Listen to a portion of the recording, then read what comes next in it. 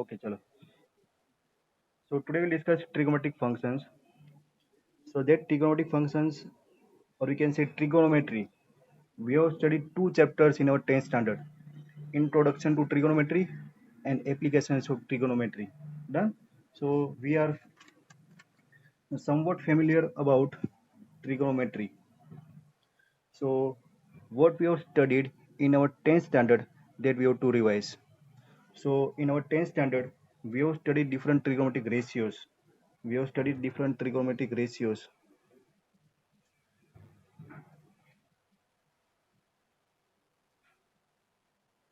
We have studied the trigonometric ratios for acute angle triangle, or we can say for acute angles.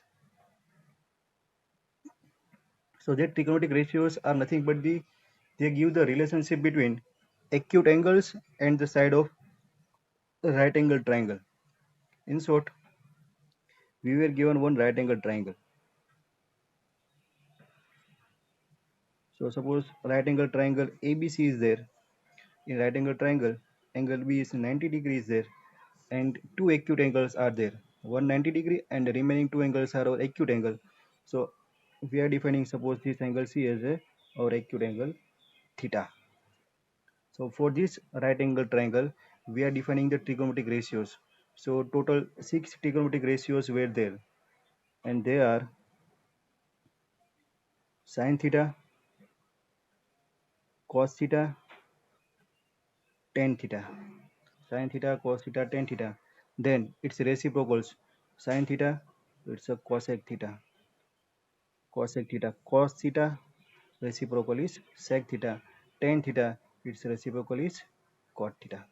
Now first we'll discuss what we have studied, and then we'll discuss what you have to study. तो आपको क्या क्या पता है वो पहले थोड़ा revise कर देते हैं, उसके बाद इसमें थोड़ा आगे चलेंगे हम. सो ट्रिगोनोमेट्रिक रेशियोज बारे में सबको पता है. Definition of sine theta. Sine theta is nothing but the opposite side by just opposite side by hypotenuse. So this is our theta. So for this theta, this can be considered as the opposite side. This is nothing but the adjacent side, and this is nothing but the hypotenuse. Hypotenuse. Done. So definition of sin theta: opposite side by hypotenuse. It's a AB by AC. It's a AB by AC. Cos theta. It's a adjacent side by hypotenuse. So adjacent side for this theta is BC. Hypotenuse is AC. So it's a BC by AC. BC by AC. Then tan theta. Opposite side by adjacent side. So it's a AB by BC. Then cosec theta. Cosec theta is nothing but the reciprocal of sin theta. So it's a 1 upon sin theta, and that is equal to AC upon AB. AC upon AB. Then sec theta. Sec theta is the reciprocal of cos theta. So it's a 1 upon cos theta, and its reciprocal is AC upon BC. Then cot theta. Cot theta is the reciprocal of tan theta. It's a 1 by tan theta, which is BC by AB. Done. These are the trigonometric ratios. What these trigonometric ratios give, they give the relationship between acute angles and side of right angle triangle. They gives the relationship between acute angles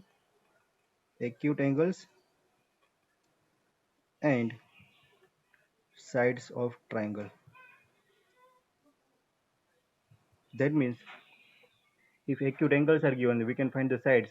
If the sides of right angle triangles are given, we can find this acute angle, and then by using the property of angles and property of triangle, we can find the all the angles.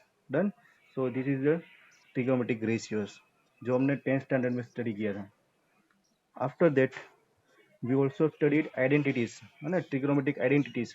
There are infinite numbers of trigonometric identities are there. So out of that infinite number of trigonometric identities, we have studied three identities, only three identities. That identities are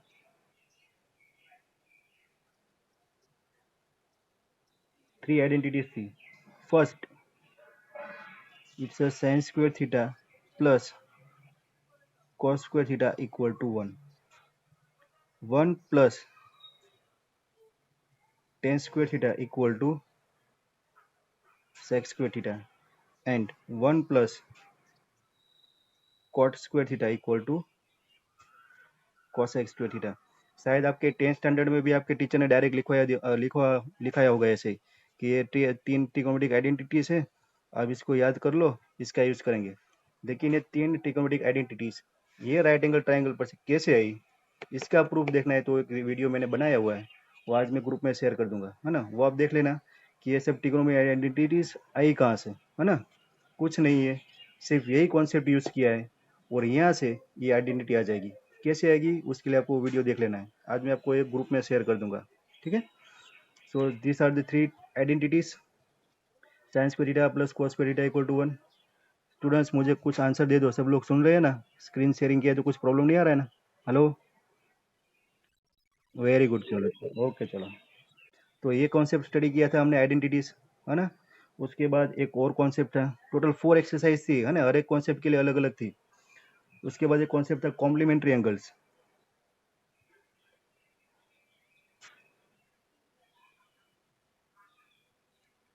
We have discussed complementary angles. So it is sine 90 minus theta. So complementary of sine is cos theta. Cos 90 minus theta. So complementary angle of that cos theta is sine theta. So sine theta and cos theta are complementary angles of each other, है ना। Sign का reciprocal, देखो word use करना है, reciprocal बोले तो cosec theta, complementary बोले तो cos थीटा। cos का complementary angle sin theta, but cos का reciprocal sec theta. So these are the complementary angles. Sin theta and cos theta are complementary of each other. Then tan theta. So tan 90 minus theta equal to cot theta. So tan का complementary angle cot theta और tan का reciprocal भी cot theta. Cot 90 minus theta, it's a tan theta. So tan and cot are complementary angles of each other as well as they are reciprocal of each other. Then third pair is sec.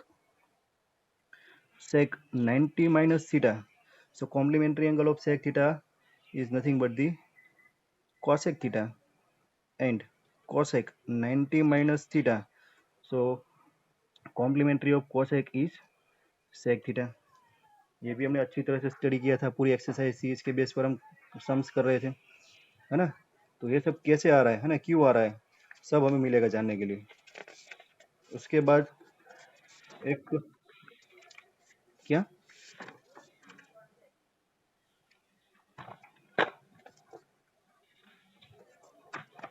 Then we have discuss one table, है ना, values of trigonometric functions. उसके लिए हमने एक table draw किया था, table कैसे draw करते थे वो सब हमें आता है। तो टेबल की वैल्यूज भी आएगी, और ये टेबल तो बड़ा हो गया आएगा अभी, है ना। वहाँ तक तो हम सिर्फ 0 90 कर रहे थे, अभी तो यहाँ पर 0 क्या क्या वैल्यू आएगी क्या बताओ आपको मैं, तो फिर अभी वो टेबल दिखते हैं सिर्फ। So values of trigonometric function, values of trigonometric functions. आपको ये कॉन्सेप्ट है ना सिर्फ लिंक होना चाहिए कि अभी हम जो नया पढ़ रहे हैं, वो नया पढ़ रहे हैं जो कॉन्सेप्ट है, वो पुराने कॉन्सेप्ट में कहाँ पर लिंक हो रहा है। अगर आपको सब लिंक समझ में आ गई ना, तो ट्रिगोनोमेट्री कुछ भी नहीं है। लेकिन अगर आप वो लिंक ही नहीं ढूंढ पाए कि ये कहाँ से सब कहाँ जा रहा है ना, ये रास्ता कहाँ से आया वो कहाँ जा रहा है, तो आप वहीं पर खड़े रहेंगे, सिर्फ देखते रहेंगे, सब आ रहे जा रहे आ रहे जा रहे हैं। तो आपको लिंक निकालनी है ना, इसलिए मैं सब कॉन्सेप्ट को आपको एक बार इंट्रोडक्शन दे रहा हूँ। तो हमने स्टडी किया था value of trigonometric functions.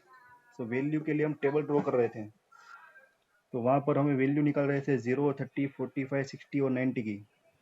Table draw करना पड़ेगा, देखो 0 30 45 60 90, 0 30 45 60 90।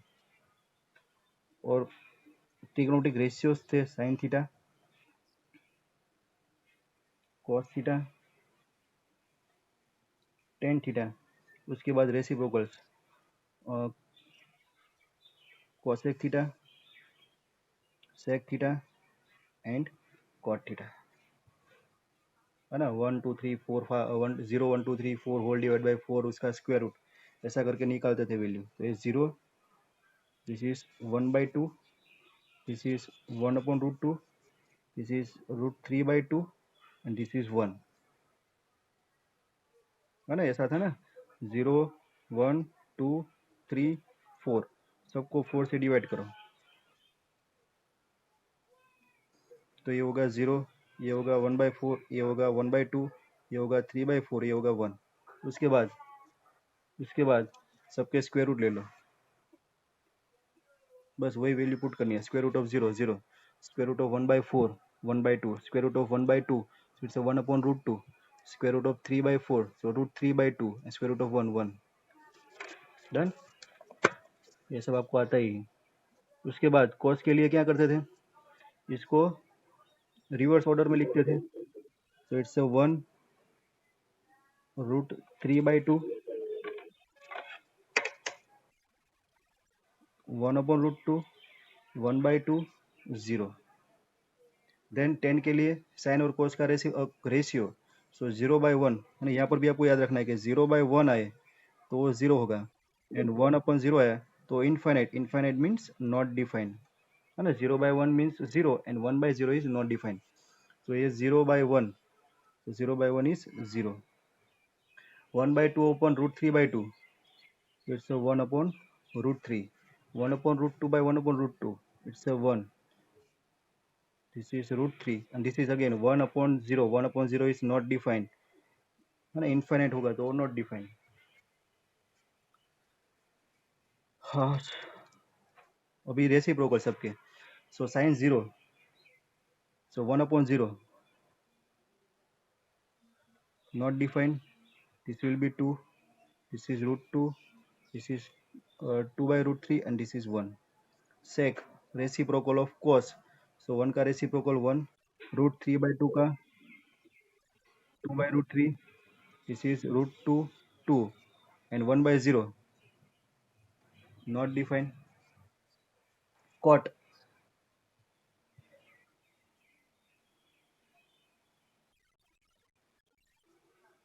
1/0 not defined, √3 1 और √3, और ये 1/infinity, 1/infinity क्या होता है, 0 0। So this is our values of trigonometric functions, और इसको हम ड्रॉ कर रहे थे टेबल में। तो आपको ऐसे ही स्केल का यूज करके, पेंसिल का यूज करके एक अच्छा टेबल बनाना है, और आपको ये याद रखना है।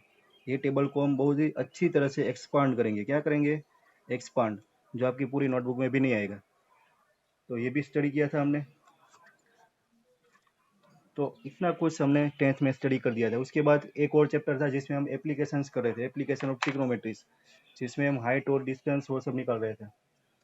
Done. So now in this chapter we have to study trigonometric functions. So first your topic is measurement of angles. It's all about the angles. So first we start with the angle measurement, है ना। Sign theta cos theta ये सब theta theta कर रहे हो, theta है क्या, तो वहीं से स्टार्ट करते हैं। उसके बाद हम ट्रिग्नोमेट्री में जाएंगे। So your first topic is angle measurement. Angle measurement,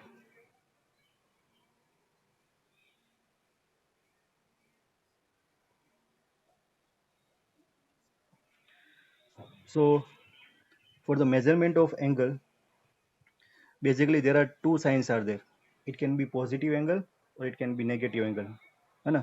for example अभी मैं यहाँ पर एंगल क्या है वो डिफाइन नहीं करूंगा, वो तो आपको पता ही है। So this are the two rays. Done. So if we measure this angle in anti clockwise, basically two directions are there, clockwise direction and anti clockwise direction. Clockwise मतलब जो क्लॉक के हैंड्स जो डायरेक्शन में move करते हैं ना, ऐसे direction में, ऐसे ऐसे, वो हमारा क्लॉकवाइज होता है। और इसके ऑपोजिट ऐसे, तो वो होता है हमारा एंटी क्लॉकवाइज डायरेक्शन। तो ये उल्टा, that is our anti clockwise direction. So suppose this is angle theta and whatever the angle measure in anti-clockwise direction, so that measures are always considered as a positive angles. So this is our positive angles. The angles which are measured in anti-clockwise direction, that you have to consider as a positive angles. And the second notation, suppose we are measuring the angle in clockwise direction. This is your initial ray. This is your final position of ray. So here it is measured in clockwise direction. देखो ये arrow नीचे आ रहा है ना, ये direction clockwise direction में आ रहा है. So this is clockwise direction. So for clockwise direction, we are considering theta as a negative. So this is our negative theta. So two signs are there for the angle measurement. If we measure the angle in clockwise direction, so that angles will always, sorry, in anti-clockwise direction, so that angles will always positive. Measurement of angles in clockwise direction, the angles are always negative. Clear? और कई बार हम ऐसे ऐसे है ना quadrant में भी major करते हैं ना, ये हमने स्टैंडर्ड 9th में स्टडी किया था. Coordinate axes are there, x axis and y axis, horizontal axis, vertical axis. They intersect each other at origin, dividing our Cartesian plane into four parts. That is known as quadrant 1, quadrant 2, quadrant 3, and quadrant 4. Now, this is first quadrant, second quadrant, third quadrant, and fourth quadrant. So, if we consider the quadrant, so we have to consider the measure of angle with respect to positive direction of x axis. Done. So, if the angle in this direction, that means in upward direction, or you can see in anti-clockwise direction. So this is known as, suppose this is measured 30 degree, so this is plus 30 degree measurement. Degree है ना, ये degree और radian क्या है वो बाद में study करते हैं. So here it is clockwise direction, so it will be in first quadrant, so it's a positive angle. Suppose if we are measuring the angle in anti-clockwise direction, ये direction में यहाँ पर, so this is minus 30 degree. Done. So this is how you can use the sign of this measurement. Clockwise direction, you have to consider positive angle. Anti-clockwise direction, you have to consider, sorry मैं क्यों ऐसे बोल रहा हूँ, anti-clockwise direction it will always positive, and clockwise direction angle will always negative. Clear? So these are the two signs for the angle measurement. Sign, उसके बाद unit है ना, for the measurement of angle we can use two units. अभी मैं यहाँ पर देखो 30 करके ऐसे ऐसे ऊपर राउंड कर रहा था, वो है हमारा डिग्री मेजरमेंट है ना. ट्रिगोनोमेट्री में आप स्टडी करते थे, डिग्री डिग्री बोलते थे, 30 डिग्री 40 डिग्री 50 डिग्री, ये सब डिग्री है. 30 degree 40 degree 45 degree, so that is degree. So unit of measurement, so there can be two units for the measurement of angle that we are using in our mathematics in India. So that is degree. एक और भी measurement होता है, उसको भी बाद में study करेंगे. डिग्री मेजरमेंट, दूसरा होता है रेडियन मेजरमेंट, है ना.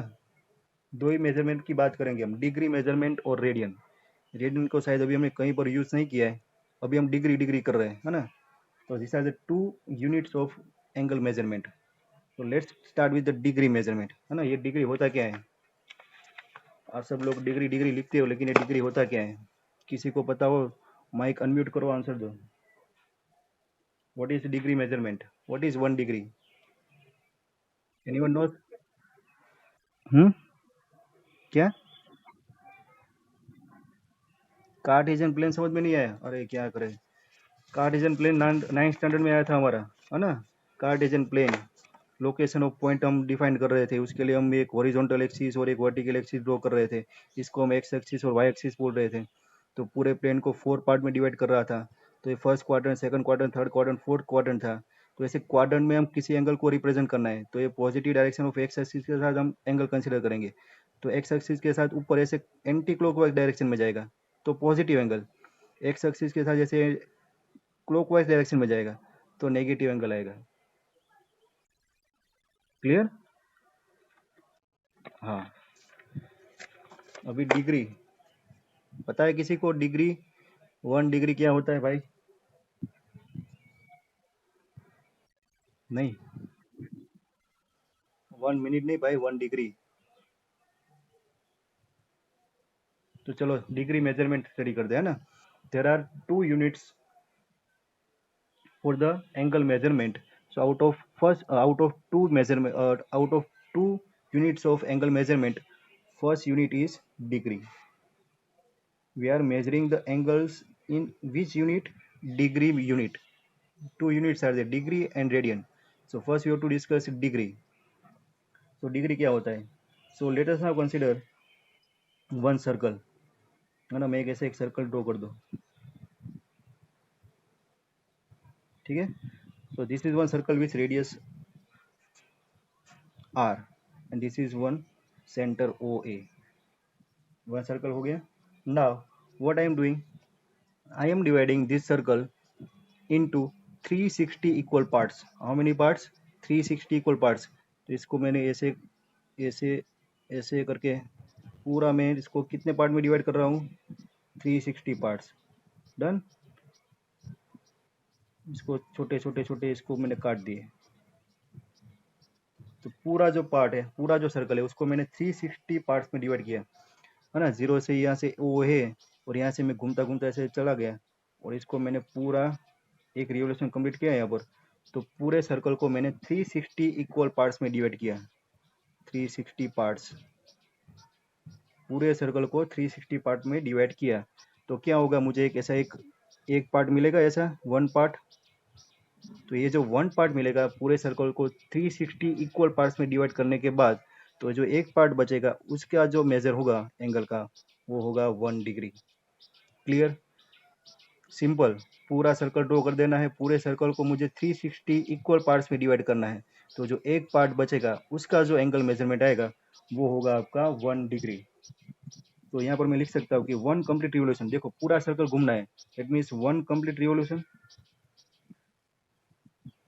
One complete revolution. ये वन कंप्लीट रिवोल्यूशन को मैंने क्या किया? 360 डिवीजन में डिवाइड किया. 360 डिविजन्स, 360 पार्ट्स कर दिया मैंने वन कंप्लीट रिवोल्यूशन को, है ना? तो मुझे जो एक पार्ट मिलेगा, तो वो एक पार्ट वो क्या है हमारा? 1 डिग्री है. क्या है हमारा? 1. और डिग्री को कैसे नोटेशन कर दे? ऐसे ऊपर एक जीरो ऐसे करके, है ना? 1 डिग्री बोलते हैं उसको, 1 डिग्री. तो ये जो एक पार्ट हमारा है वो हमारा है 1 degree. So what is the definition of 1 degree? So 1 degree is nothing but the, पूरे सर्कल का 360 पार्ट, है ना? तो it is nothing but the revolution of, it's a rotation of, it's a rotation of 1 by 3/16 of complete revolution,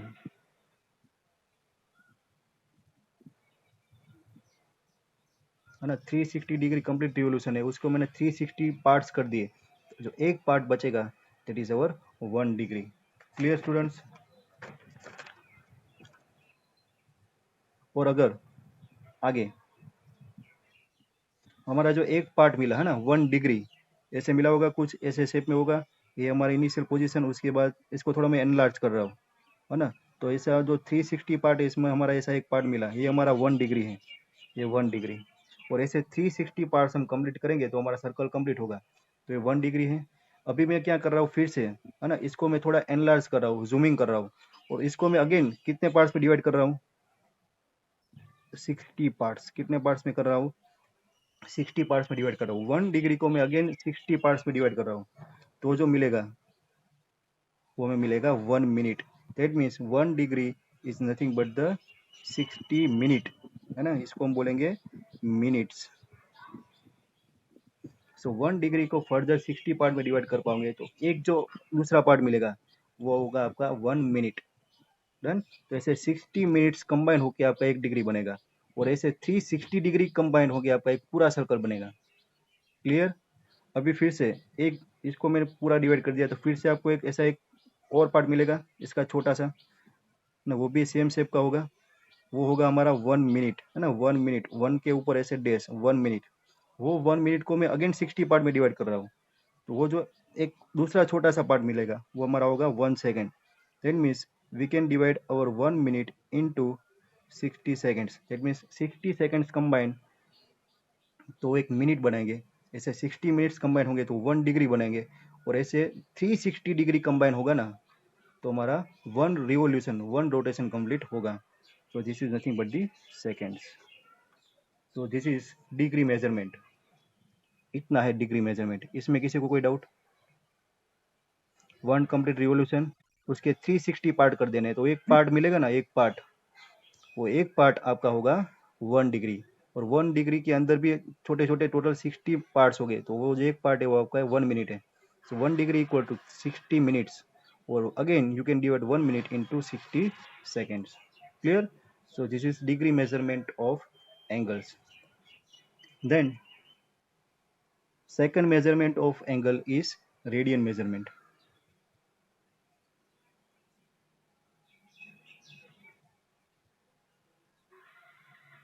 The second unit which is used for the measurement of angle is radian measurement. So what is radian measurement? So for that we have to consider unit circle. बहुत ही famous word है unit circle. Circle तो है लेकिन unit है, unit. इसका मतलब क्या हुआ? तो आपको सर्कल तो ड्रॉ करना ही है, तो this is our circle. Unit circle मतलब उसकी जो रेडियस है वो 1 यूनिट है। You have to draw one circle with 1 unit. 1 unit means 1 centimetre, 1 metre, 1 kilometre. वैसे आपको कोई भी 1 यूनिट बेसिक यूनिट लेना है, तो एक 1 यूनिट का हमें रेडियस लेके एक सर्कल ड्रॉ करना है। So that is our unit circle. Now we have to define our radian measurement. So what is radian measurement? तो हमने एक 1 यूनिट का एक सर्कल ड्रॉ कर दिया। उसके बाद you have to consider one arc, you have to consider one arc of length 1 unit, है ना। 1 यूनिट रेडियस वाला सर्कल ड्रॉ करना है। उसके बाद आपको एक आर्क कंसिडर करनी है। आर्क की लेंथ कितनी होनी चाहिए? 1 यूनिट। तो यहाँ पर हमने एक आर्क कंसिडर की, उसकी लेंथ सपोज 1 यूनिट है ना। और इसको यहाँ पर फिर से हम ज्वाइन कर दे ऐसे, तो यहाँ पर आपको एक एंगल मिलेगा। तो वो जो एंगल है वो आपका होगा 1 रेडियन। Clear students? 1 रेडियन कैसे मिला? तो आपको एक यूनिट सर्कल ड्रॉ करना है।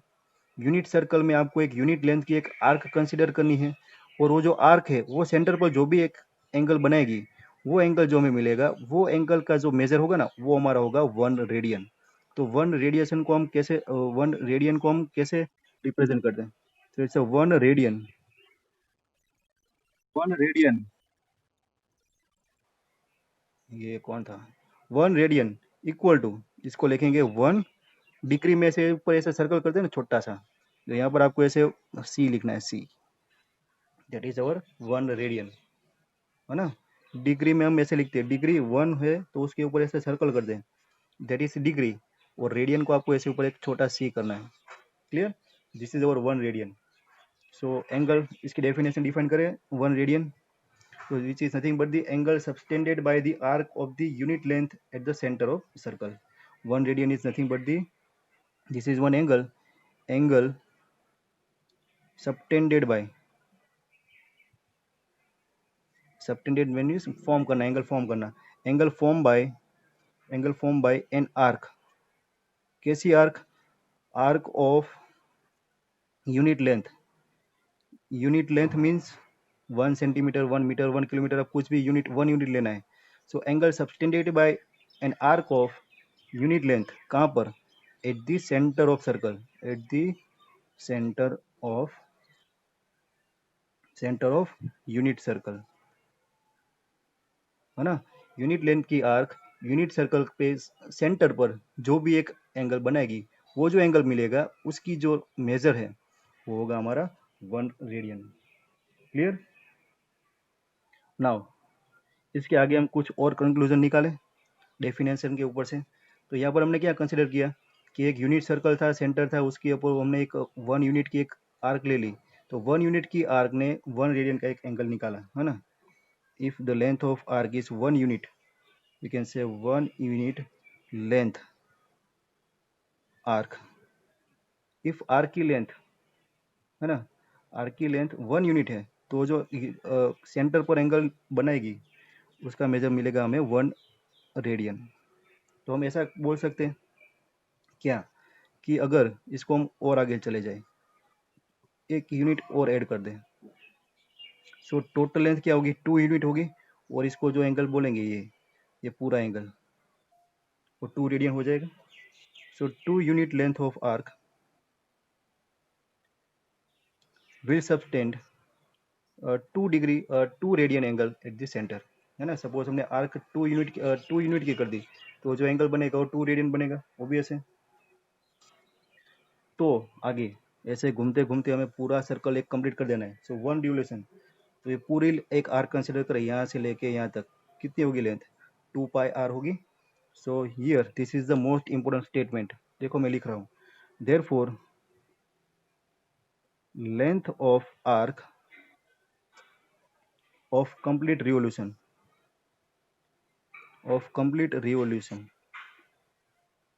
That is equal to, complete revolution means one circumference होगा, one circumference means 2 pi r. So 2 pi r length की आर्क, और आर तो हमारा 1 यूनिट है ना, so it's a 2 pi. So 2 pi length है, तो जो एंगल बनेगा वो बनेगा 2 pi radian. So for one complete revolution of arc, है ना, 1 यूनिट पर 1 रेडियन, 2 यूनिट पर 2 रेडियन, तो for complete revolution length of arc will be 2 pi r because circumference is 2 pi r, but for 2 pi r radius r is equal to 1 unit, so for the length of arc with equal to 2 pi length, so angle subtended by that arc will be 2 pi radian. So here one complete revolution is nothing but the one complete revolution is nothing but the 2 pi radian, है ना। पूरा complete revolution करेंगे तो कितना होगा, 2 pi radian होगा, 2 pi radian, है ना। Two measurements of angle are there radian, so one complete revolution will be equal to 2 pi radian, degree 360 degree, one complete revolution in degree measurement will be 360 degree. Clear? So here we can find the relationship between degree measurement and radian measurement. What is the relationship between degree measurement and radian measurement? One complete revolution के बाद ये 360 degree होता है, और one complete revolution के बाद ये 2 pi radian होता है। So we can write 2 pi radian equal to 360 degree. This is the relationship between degree measurement and radian measurement. 2 pi degree equal to 2 pi radian equal to 360 degree. ये degree और ये radian, 2 pi radian equal to 360 degree. Clear students?